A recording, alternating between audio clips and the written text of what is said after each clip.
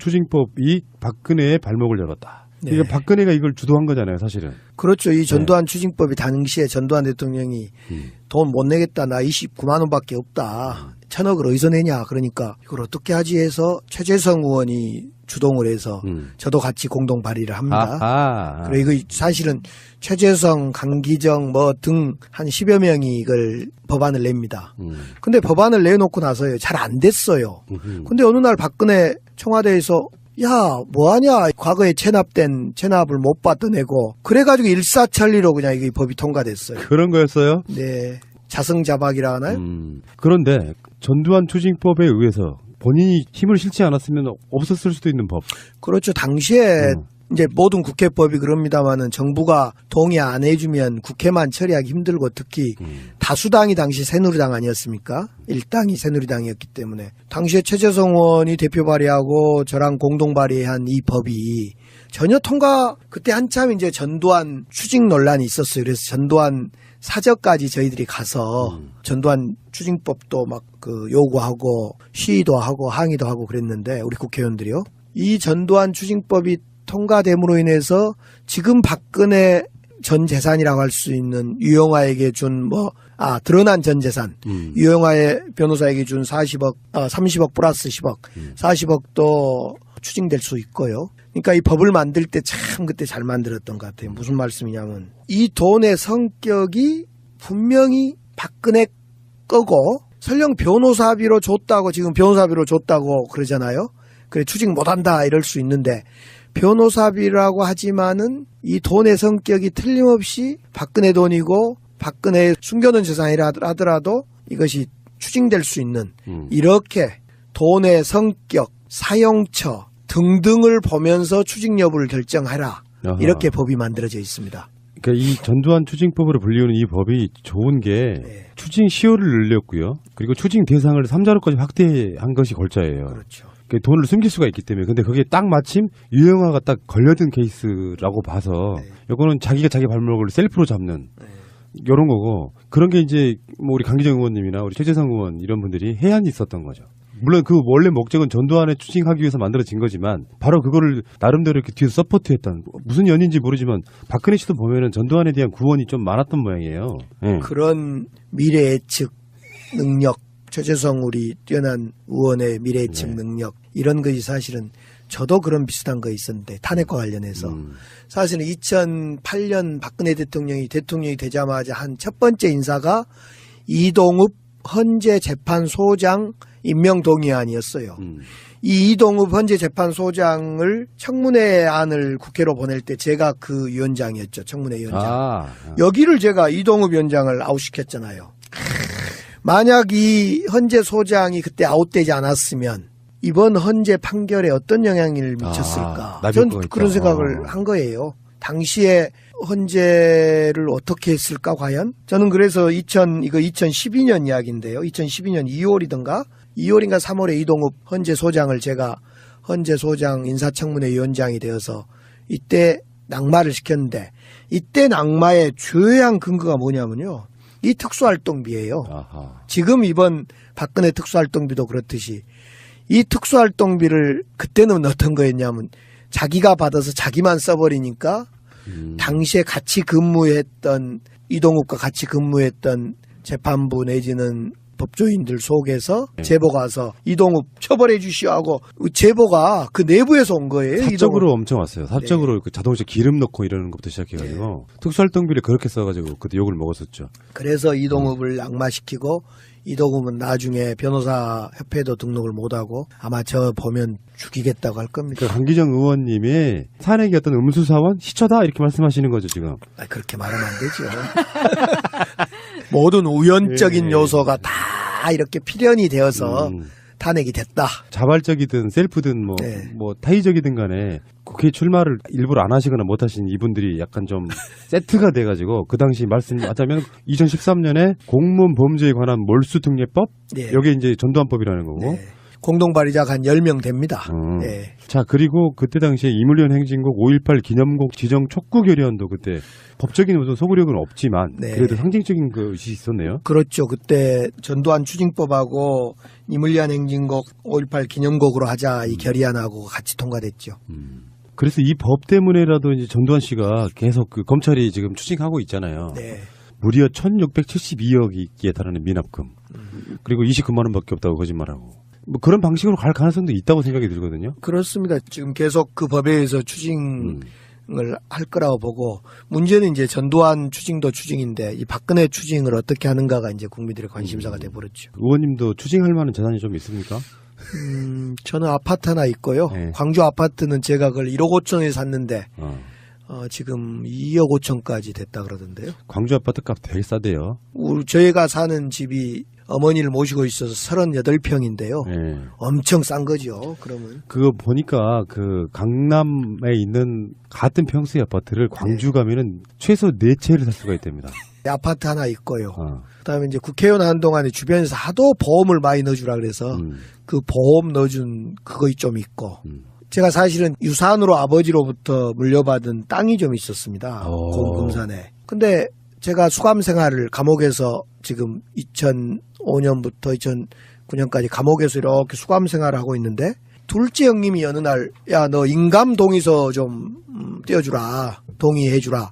뭐 하려고 얘기했더니 아버지가 너에게 준 재산을 처분을 해서 네가 출소한 후에 너의 대책을 좀 세워야 되겠다. 그래서 그러십시다. 그러고 그때 이제 뭐 나이 20살인데 그 구속될 때가 한 그렇죠. 서너 살 때.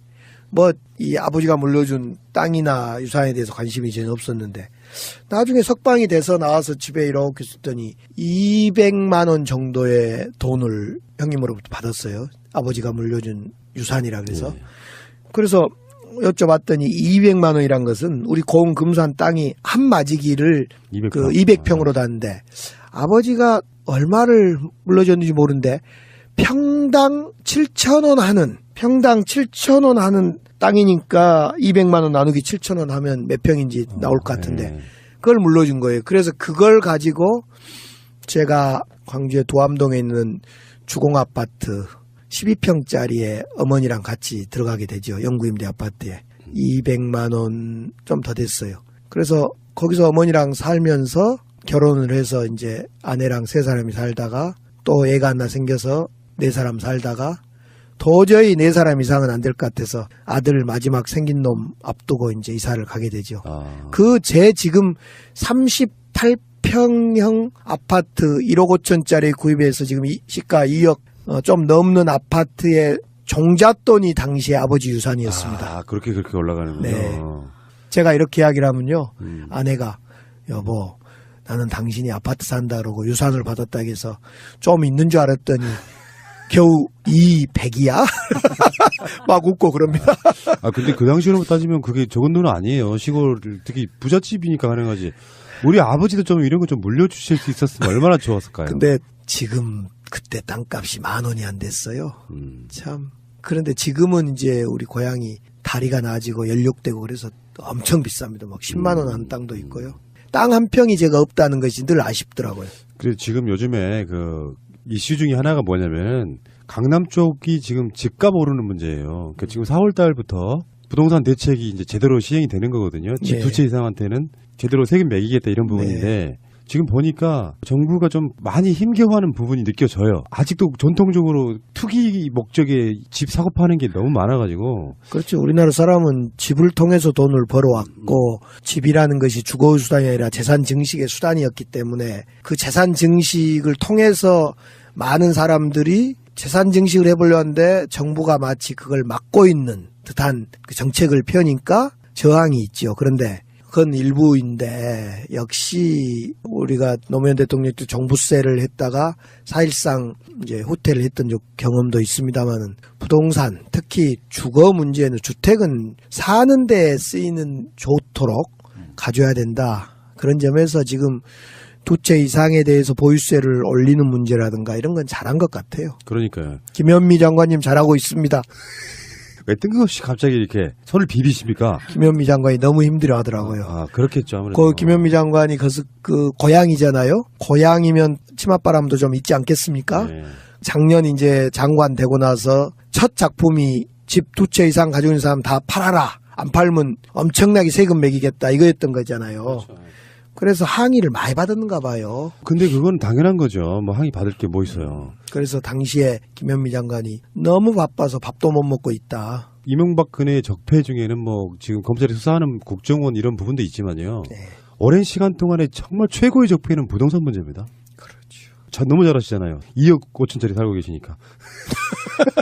이게 말도 안 돼요. 같은 집인데 강남과 광주의 그 차이를 제가 말씀드린 이유가 저 고향이니까 아는데 동구 쪽은 지금 그래도 예전에는 동구가 중심이었는데 광산 쪽이나 상무지구나 이런 쪽으로 중심이 옮겨갔고 북구 쪽으로 일부러 옮겨가면서 동구가 약간 중심부에서 사라지는 그런 느낌이 좀 있잖아요. 그렇죠. 근데 그쪽에 아파트 가격을 제 친구가 사는 부분이 있어가지고 알아봤더니 오, 내가 살고 있는 전세보다 싸요 집이. 제가 국회 때 2004년에 국회의원 되고 나서요. 집이 없어서 이제 서울에 살 집이 없어서 어떻게 하나. 그래서 서울의 이쪽 여의도에서 조금 빠진 대방동이나 이쪽에 공덕동 이런 데 집을 하나 얻으려 했더니 전세가 방 2칸짜리 있는 전세면 한 1억 9천. 그래서 그 당시에 우리 광주에 있는 38평보다 더 비싼 거예요. 이런 문제를 해결해야 되는데 사실 일찍이 노무현 대통령 같은 분들은 해안이 있었어요. 네. 각 지역에 혁신도시 만들고 수도 이전 막 이런 그 플랜대로 갔다면 지금 집값은 훨씬 떨어졌을 수도 있는데요. 네. 이건 세월이 좀 해결해질 부분이 시간이 있잖아요. 좀 걸릴 것 같아요. 그렇습니다. 자, 좋은 시간이었고요. 지금 광주에서 막 폭설 내리고 이런 과정에도 서울에 정말 부지런히 뭔가 열심히 하시는 우리 의원님 힘내시고요. 네. 올해는 분명히 그 새날의 기온 운바를 받아서 잘 되실 거라고 믿습니다. 네. 눈 많이 내리는데 특히 호남 충청 분들은 안전 최선을 다해 주십시오. 예. 정부도 최선을 다해 주시고요. 예. 자, 다음 주에 뵙겠습니다. 고맙습니다. 감사합니다. 추징법이 박근혜의 발목을 열었다. 네. 이게 박근혜가 이걸 주도한 거잖아요, 사실은. 그렇죠. 이 전두환 추징법이 당시에 전두환 대통령이 돈 못 내겠다. 나 29만 원밖에 없다. 1,000억을 어디서 내냐. 그러니까 이걸 어떻게 하지 해서 최재성 의원이 주동을 해서 저도 같이 공동 발의를 합니다. 그리고 이거 사실은 최재성, 강기정 뭐 등 한 10여 명이 이걸 법안을 냅니다. 근데 법안을 내놓고 나서요. 잘 안 됐어요. 근데 어느 날 박근혜 청와대에서 야, 뭐하냐. 과거에 체납을 못 받아내고. 그래가지고 일사천리로 그냥 이 법이 통과됐어요. 그런 거였어요? 네. 자승자박이라 하나요? 그런데 전두환 추징법에 의해서 본인이 힘을 실지 않았으면 없었을 수도 있는 법.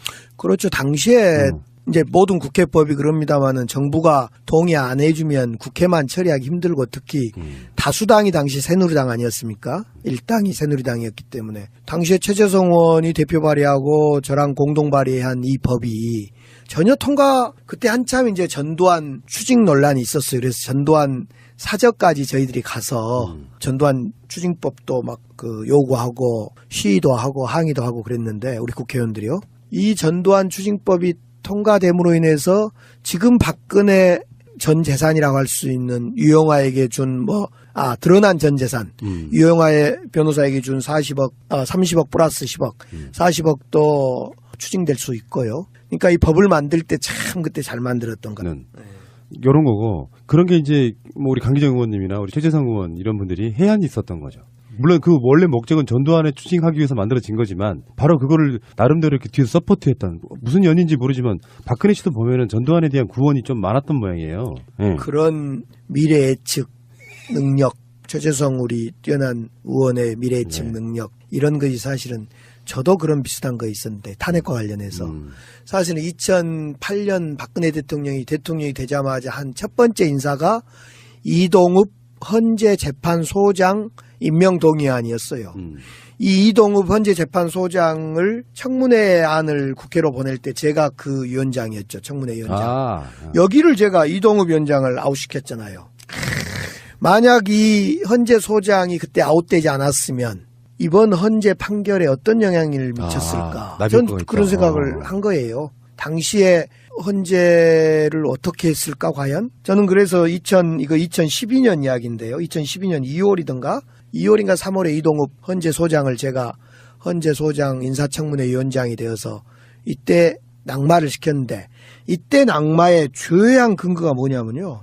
이 특수활동비예요. 아하. 지금 이번 박근혜 특수활동비도 그렇듯이 이 특수활동비를 그때는 어떤 거였냐면 자기가 받아서 자기만 써버리니까 당시에 같이 근무했던 이동욱과 같이 근무했던 재판부 내지는 무슨 말씀이냐면 이 돈의 성격이 분명히 박근혜 거고 설령 변호사비로 줬다고 지금 변호사비로 줬다고 그러잖아요. 그래 추징 못한다 이럴 수 있는데 변호사비라고 하지만은 이 돈의 성격이 틀림없이 박근혜 돈이고 박근혜의 숨겨둔 재산이라 하더라도 이것이 추징될 수 있는 이렇게 돈의 성격, 사용처 등등을 보면서 추징 여부를 결정하라. 아하. 이렇게 법이 만들어져 있습니다. 그러니까 이 전두환 추징법으로 불리우는 이 법이 좋은 게 네. 추징 시효를 늘렸고요. 그리고 추징 대상을 3자로까지 확대한 것이 골자예요. 그렇죠. 그 돈을 숨길 수가 있기 때문에. 근데 그게 딱 마침 유영아가 딱 걸려든 케이스라고 봐서 네. 이거는 자기가 자기 발목을 셀프로 잡는